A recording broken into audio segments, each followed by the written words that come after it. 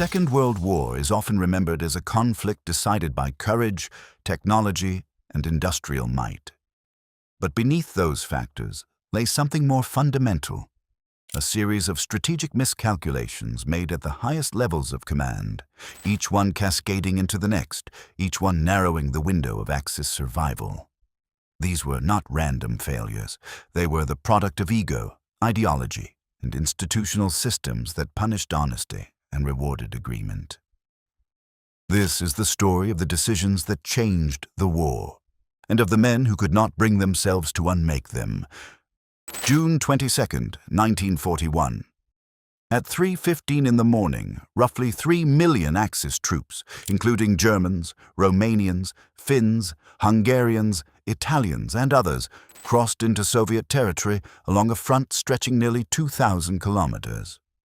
Operation Barbarossa, the largest land invasion in human history, had begun. Hitler was not supposed to be fighting the Soviet Union yet. Britain had not been defeated. The Royal Air Force still controlled the skies over the English Channel. And yet, in defiance of the most fundamental principle of German military strategy, never fight on two fronts simultaneously, Hitler committed his forces eastward with absolute confidence. The Soviet Union, he believed, would collapse within weeks. Some generals expressed concerns, but many senior officers supported Barbarossa. By October, German forces were within 80 kilometers of Moscow. The city was close enough that German officers claimed to see the sun reflecting off the Kremlin's spires through binoculars. And then the rains came, the autumn mud that Russians call Rasputitsa. The time without roads turned every supply route into a swamp. Tanks stalled. Horses drowned in the mire. Ammunition could not reach the front. Hitler had assumed a summer war. He had not ordered winter equipment for his troops. When temperatures plunged to minus 40 degrees Celsius in December, soldiers wrapped themselves in newspaper beneath their uniforms. Frostbite casualties numbered in the hundreds of thousands. The war of weeks had become a war of years, a war Germany did not have the resources to sustain. The decision to invade the Soviet Union before neutralizing Britain was the original sin of German strategy. Everything that followed, the attrition at Stalingrad, the collapse of Army Group Center in 1944, the eventual encirclement of Berlin, flowed directly from that single calculation made in the winter of 1940, when Hitler looked at his map and decided that the laws of military logic did not apply to him. In the months before Barbarossa, Soviet intelligence delivered 84 separate warnings of an imminent German attack. The sources were credible. Among them, the spy Richard Sohr, operating from Tokyo, repeatedly warned that an invasion was imminent.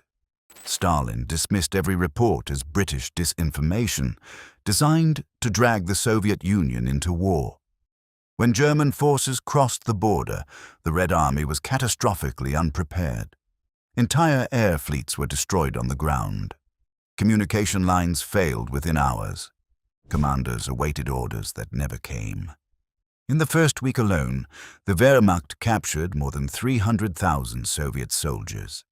Stalin's failure was not a failure of intelligence. It was a failure of the system he had built. After the Great Purge of the late 1930s, during which he had executed or imprisoned roughly 35,000 Red Army officers, including 3 of his 5 marshals, no one beneath him dared to deliver information that contradicted his assumptions. The Soviet military machine had been decapitated by its own leader. The officers who survived the purges had learned a single lesson. Tell Stalin what Stalin wants to hear.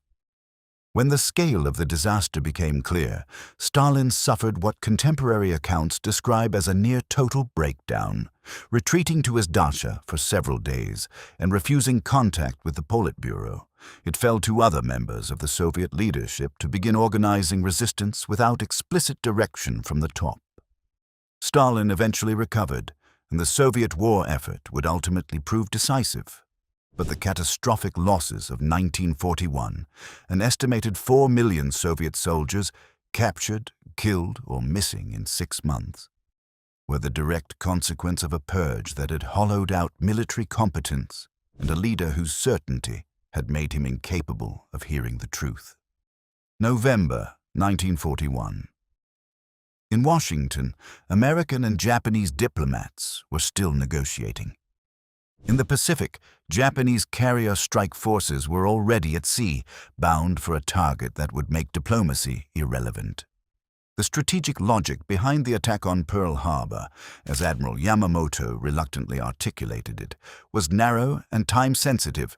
Destroy the American Pacific Fleet before the United States could mobilize its industrial capacity, seize the resource-rich territories of Southeast Asia, and then negotiate from a position of strength. The plan required the Americans to accept a fait accompli rather than absorb the blow and retaliate. Yamamoto himself doubted it would work. He had studied in the United States. He understood American industrial capacity in a way that his superiors did not. Yamamoto privately warned that Japan could run wild for 6 months to a year, but could not guarantee long-term success. He sent the fleet anyway, because his emperor had decided. What the attack on Pearl Harbor failed to destroy was more important than what it sank.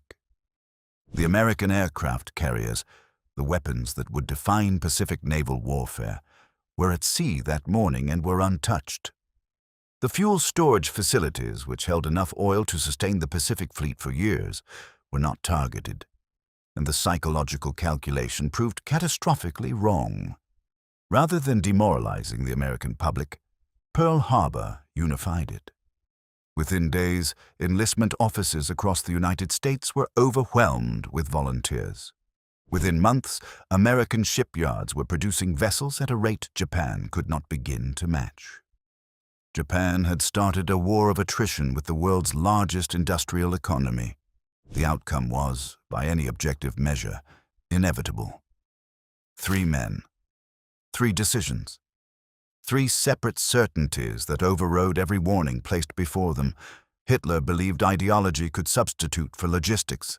Stalin believed his own purge had made him invulnerable to surprise. Tojo believed a single strike could permanently alter the balance of power in the Pacific.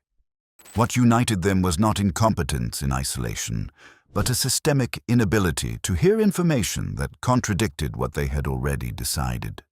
They had built institutions, and in some cases, entire political systems, that rewarded agreement and punished truth. The intelligence existed. The warnings were issued. The maps were read accurately by subordinates who understood what they showed. The war was not lost in the final battles. It was lost in the moments when the men who controlled its direction chose certainty over evidence. The decisions that changed the world were made not in the chaos of combat, but in the quiet rooms where no one was permitted to say, "You are wrong." So what do you think? Which of these decisions did the most to determine the outcome of the war? Leave your thoughts in the comments and subscribe for more World War II stories where history turned on a single choice.